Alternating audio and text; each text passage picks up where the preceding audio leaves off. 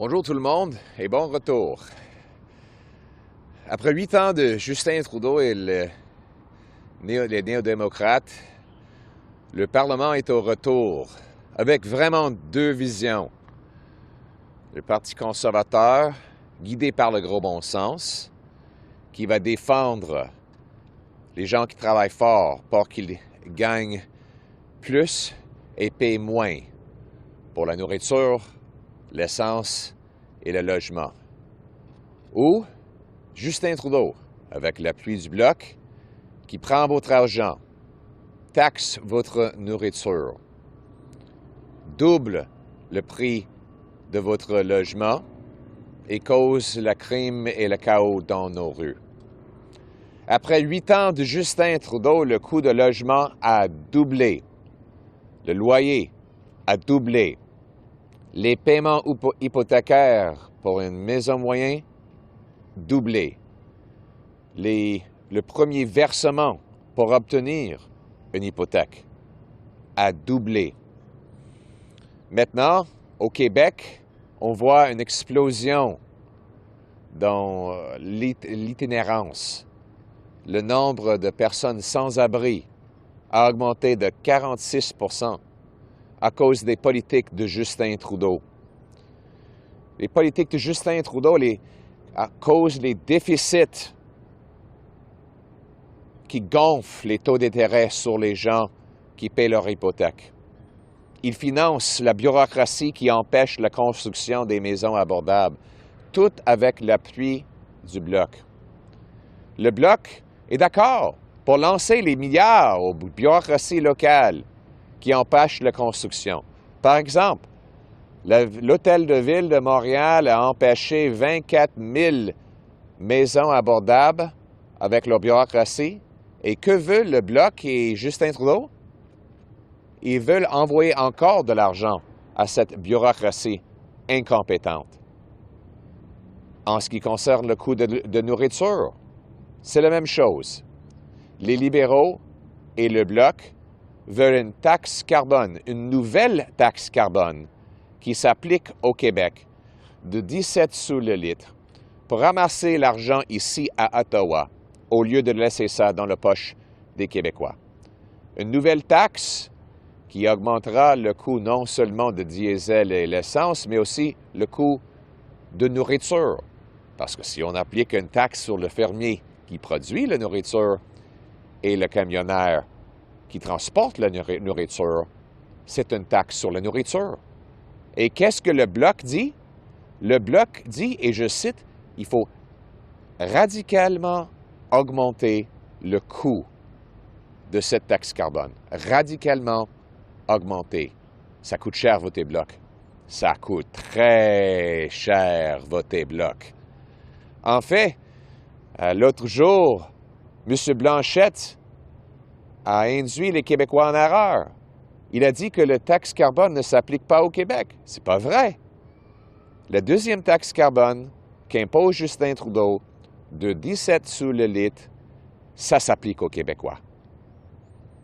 Et le Bloc veut le radicalement augmenter. Ça coûte très cher voter pour le Bloc. Le Bloc et les libéraux veulent financer les bureaucraties qui empêchent la construction des maisons. Ils veulent mettre davantage de taxes et d'impôts sur le dos des Québécois. Donc, les deux priorités principales des conservateurs au retour du Parlement, un, c'est d'abolir la taxe Trudeau-Bloc de 17 sous sur l'essence et la nourriture, et deux, de mettre fin à l'enfer du logement qu'a causé Justin Trudeau avec l'aide du Bloc. On va le faire avec le gros bon sens, parce que la vie n'était pas comme ça avant Justin Trudeau, et ça ne va pas être comme ça après qu'il n'est plus là. Le Parti conservateur va ramener des prix plus bas en éliminant la taxe Trudeau-Blanchette et en gelant les dépenses et coupant les gaspillages pour équilibrer le budget, pour réduire l'inflation et les taux d'intérêt. On va ramener des chèques de paie plus grands en réduisant les impôts pour que le travail redevienne payant. On va ramener le logement abordable en réduisant les taux d'intérêt avec des budgets équilibrés et en incitant les municipalités d'accélérer la construction de nouveaux logements. On va donner des bonus aux municipalités qui permettent davantage de construction et des pénalités financières pour ceux qui empêchent cette construction. On va ramener des rues plus sécuritaires avec la prison et non pas la libération automatique pour des criminels violents et récidivistes. C'est ça le gros bon sens. Et c'est ce que nous allons ramener à la Chambre des communes et ramener chez nous. Merci beaucoup. And now in English. After 8 years of Trudeau and the NDP, Parliament is back, and there will be a stark debate between the common-sense Conservatives, who will free Canadians to earn powerful paychecks that buy affordable food, gas, and homes in safe neighborhoods, or Justin Trudeau and the NDP Liberal government, who take your money, punish your work, tax your food, double your housing bill, and unleash crime and chaos in your community. Common sense Conservatives have two main priorities. One, reverse the housing hell that Justin Trudeau has caused for Canadians paying mortgages, buying homes, or renting apartments. And two, axing the Trudeau NDP carbon tax to bring down the cost of food, gas, and heat. But let's just review where we are. After 8 years of Justin Trudeau, everything costs more. Work doesn't pay. Housing costs have doubled. Rent has doubled. The needed mortgage payment and down payment for a home have doubled. 9 in 10 young people, for the first time ever in our history, say they will never be able to afford a home. Toronto is now the worst housing bubble in the world, according to UBS. 8 years ago, when I was housing minister, it didn't even rank on the list. Vancouver is now the third most overpriced housing market on earth when you compare median home price to median income. Canada has the riskiest mortgage debt of all 40 OECD nations. Home prices in Canada are 50 to 75% higher than the United States, and in border towns, they are often 3 times higher. You can buy a castle in Sweden for the price of a 2-bedroom in Kitchener. Justin Trudeau has caused this housing hell 2 ways. One, his massive inflationary deficits not only doubled the debt and added more debt than all prior prime ministers combined, but they've driven up interest rates faster than at any time in monetary history. And that means higher mortgage payments, means more people have to rent, and they have to therefore compete for a scarce supply of rental properties. Second thing he's done is he's ballooned local bureaucracies who block home building. He gives bigger and fatter checks to local government gatekeepers who have made it so that Canada has the fewest homes per capita of any country in the G7, even though we have the most land to build on. Housing should be dirt cheap in Canada. After all, we have the most dirt to build on. But after 8 years of Trudeau, we have the worst housing costs in the world. Justin Trudeau is making the problem worse still. We saw some of his solutions. So the problem is that local government bureaucracies are adding as much as $1.3 million to the cost of every house with their permitting delays and their development charges.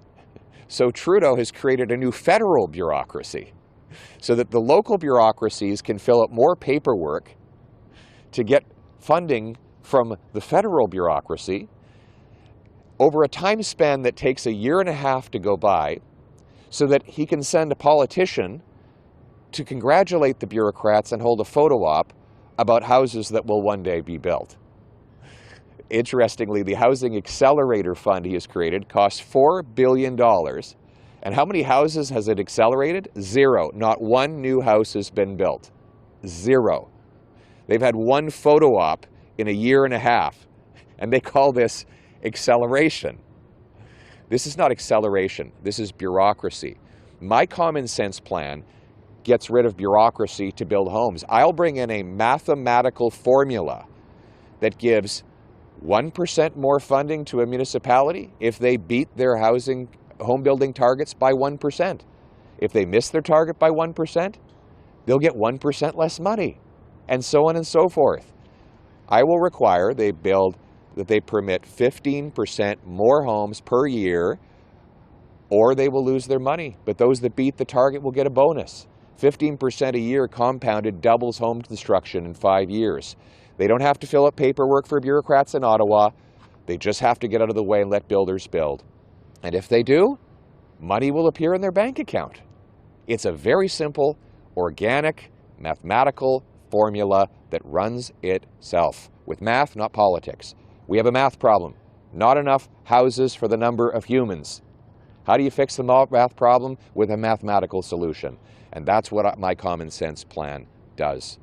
We will bring home lower prices by axing the carbon tax, by getting rid of the inflationary deficits to bring down interest rates and the cost of living. We will make sure people live in safe neighborhoods with jail and not bail for repeat violent offenders, and with treatment, not decriminalized or tax-funded drugs for those afflicted with addiction. We will bring home the Canada we know and love. Your home, my home, our home. Let's bring it home. Thank you. Mr. Poilievre, can I ask you about that Liberal housing plan? It seems there's a lot of similarities with what you have on offer. In some cases, it's just a carbon copy. Do you have to go back to the drawing board now to come up with something new to challenge the Liberals on this issue? No. They've plagiarized my message, but not my policy. And what they've done is created a new photo op fund that has local bureaucracies filling out paperwork to a federal bureaucracy to invite a politician from the Trudeau cabinet to go and do a photo op, mostly to give money for housing that would have been built anyway. What I'm proposing is a simple mathematical formula that says if you build more, you get more. If you build less, you get less. That is the only way we're going to solve this. You'll note that since Trudeau created his accelerator fund, housing construction is actually down 32%. This might actually be the worst year for home building in decades based on CMHC estimates. So what I'm saying to the Prime Minister is we don't need more photo ops. We don't need more spending. We need to build homes, not bureaucracy. I spoke to Mike Moffat. He said one of the benefits of the Housing Accelerator Fund is that it addresses some of the structural barriers to housing that you've identified that municipalities kind of hold the pen for, whereas what you're talking about, municipalities could hit their targets through complete accident, or they could fail to because the high interest market we're in right now might lead to slowdown in construction. So what would you say to that criticism that this is about removing structural barriers, whereas your plan might not do that? My plan is about results. My plan says to the cities, I don't care how you do it. Just do it. My plan says increase home building by 15% per year.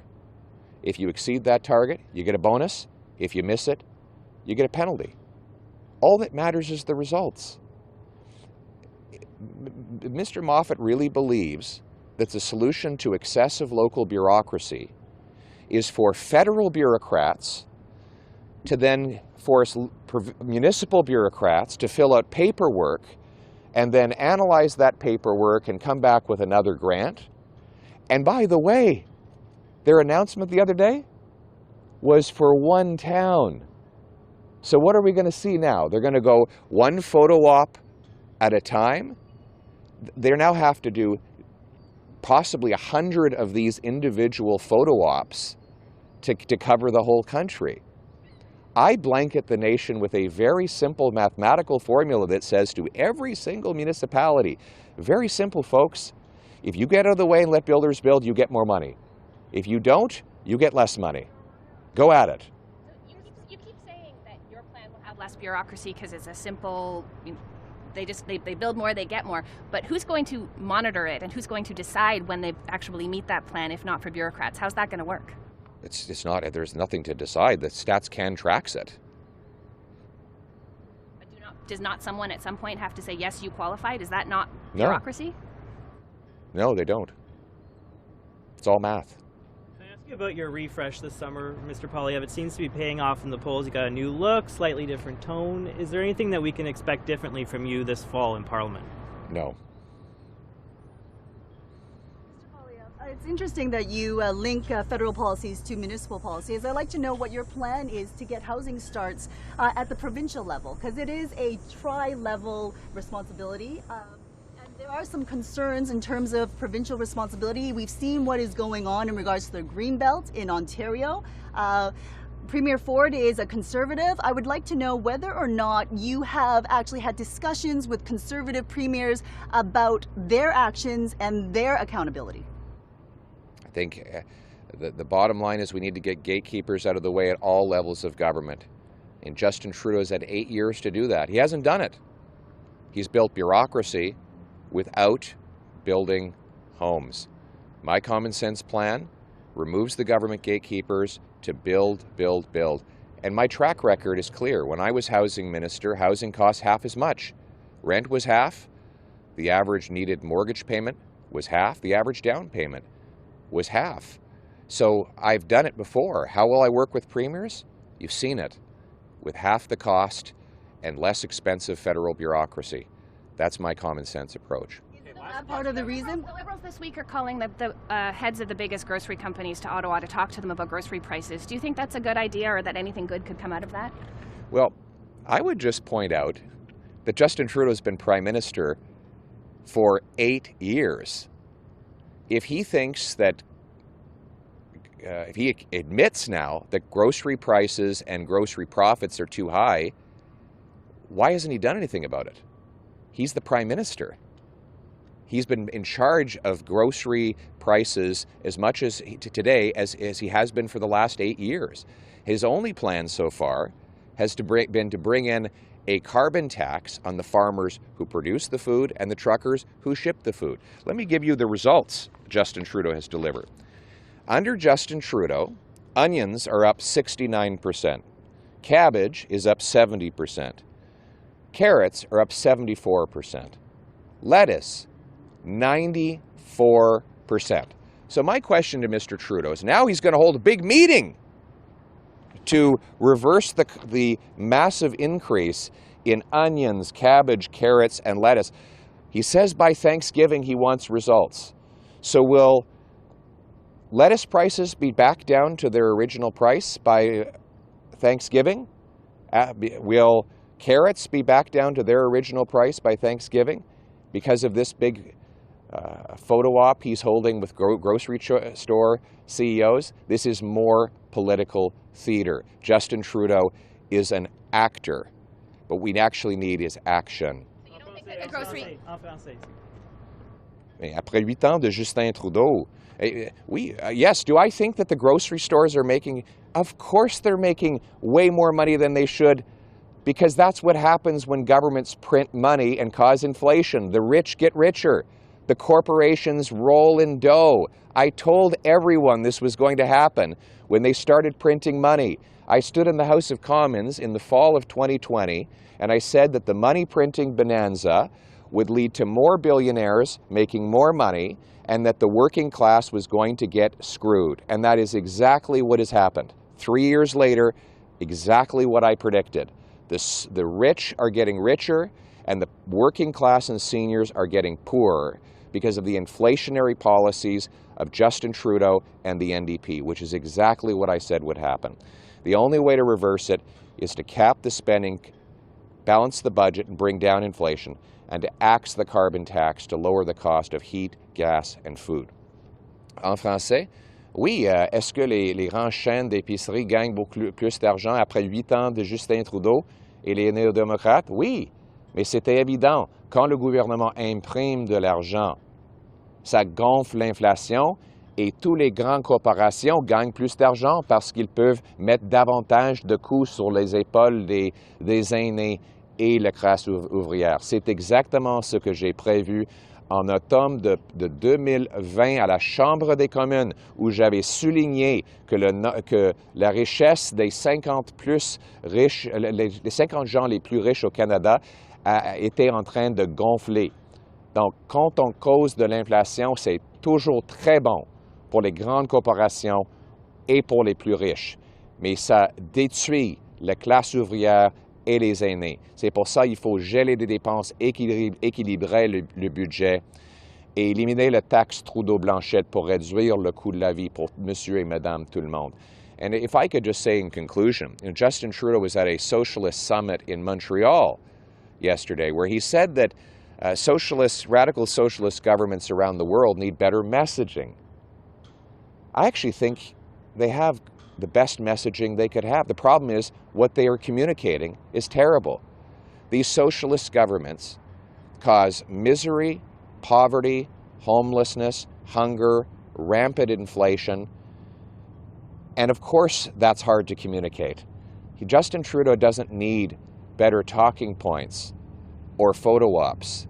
What he needs to do is throw away his entire radical policy agenda, which has given us the worst inflation in 4 decades, has doubled housing costs, and has unleashed crime and chaos in our streets. The good news is life wasn't like this before Justin Trudeau, and it won't be like this after he's gone.